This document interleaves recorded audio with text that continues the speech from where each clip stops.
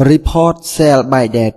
សារៈសំខាន់ក្នុងវីដេអូនេះអាចឲ្យអ្នកប្រើតាមដានទៅលើចំនួនទឹកប្រាក់សរុបនៃការលក់ទំនិញទៅតាមថ្ងៃនីមួយៗក្នុងចន្លោះកាលបរិច្ឆេទណាមួយដើម្បីប្រើចុចលើពាក្យរបាយការណ៍បន្ទាប់មកចុចលើពាក្យលក់ទំនិញបន្ទាប់មកទៀតចុចលើពាក្យលក់តាមកាលបរិច្ឆេទចាប់ផ្ដើមកាលបរិច្ឆេទប្រើសម្រាប់ជ្រើសរើសកាលបរិច្ឆេទចាប់ផ្ដើមដំបូងដែលអ្នកចង់តាមដានរហូតដល់កាលបរិច្ឆេទប្រើសម្រាប់ជ្រើសរើសកាលបរិច្ឆេទចុងក្រោយបង្អស់ដែលអ្នកចង់តាមដានឧទាហរណ៍ថ្ងៃ1ខែ2 2018រហូតទៅដល់ថ្ងៃទី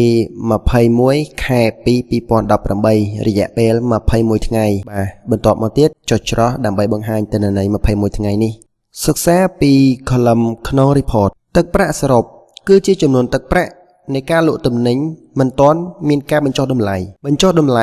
សរុបគឺជាចំនួនទឹកប្រាក់នៃការបញ្ចុះតម្លៃទំនិញក្នុងវិក័យប័ត្រប្រាក់សរុបចុងក្រោយគឺជាទឹកប្រាក់លក់ទំនិញដែលត្រូវបានគិតពីអតិថិជនក្រោយការបញ្ចុះតម្លៃឧទាហរណ៍នៅថ្ងៃទី5ខែ2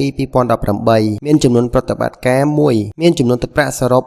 3.55 សេនបញ្ចុះតម្លៃសរុបគឺមិនមានដូចនេះទឹកប្រាក់សរុបចុងក្រោយ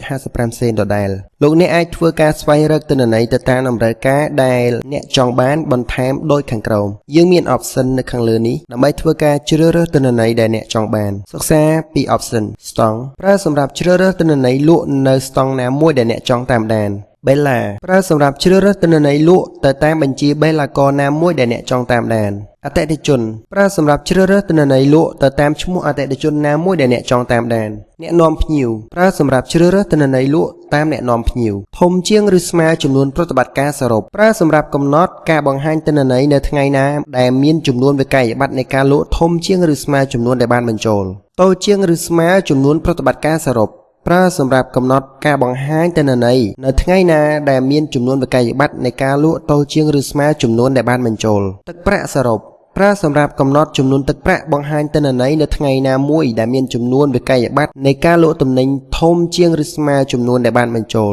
តូចជាងឬស្មើទឹកប្រាក់សរុបប្រើសម្រាប់កំណត់ចំនួនទឹកប្រាក់បង្ហាញទិន្នន័យនៅថ្ងៃណាដែលមានចំនួនវិក័យប័ត្រតូចជាងឬស្មើចំនួនដែលបានបញ្ចូលធំជាងឬស្មើបញ្ចុះតម្លៃសរុបប្រើសម្រាប់កំណត់រកទិន្នន័យបញ្ចុះតម្លៃទំនិញនៅថ្ងៃណាមួយដែលមានចំនួនវិក័យប័ត្រនៃការលក់ធំជាងឬស្មើចំនួនដែលបានបញ្ចូលតូចជាងឬស្មើបញ្ចុះតម្លៃសរុបសម្រាប់កំណត់រកទិន្នន័យបញ្ចុះតម្លៃទំនិញនៅថ្ងៃណាមួយដែលមានចំនួនវិក័យប័ត្រនៃការលក់តូចជាងឬស្មើចំនួនដែលបានបញ្ចូលទឹកប្រាក់សរុបចុងក្រោយប្រាក់សរុបចុងក្រោយប្រើសម្រាប់កំណត់រកទិន្នន័យទឹកប្រាក់សរុបចុងក្រោយនៅថ្ងៃណាដែលមានចំនួនវិក័យប័ត្រនៃការលក់ទំនិញធំជាងឬស្មើចំនួនដែលបានបញ្ចូលតូចជាងឬស្មើសរុបចុងក្រោយប្រើសម្រាប់កំណត់រកទឹកប្រាក់សរុបចុងក្រោយនៅថ្ងៃណាដែលមានចំនួនវិក័យប័ត្រនៃការលក់តូចជាងឬស្មើចំនួនដែលបានបញ្ចូលបន្ទាប់មកធ្វើការចុចច្រោះទិន្នន័យដើម្បីបង្ហាញជាការស្រេចដើម្បីទទួលបានភាពងាយស្រួលក្នុងការប្រើប្រាស់របាយការណ៍សូមសិក្សាវីដេអូបង្ហាញពីរបៀបប្រើប្រាស់ទូទៅនៅក្នុងវីដេអូបន្ទាប់សូមអរគុណសម្រាប់ការទស្សនា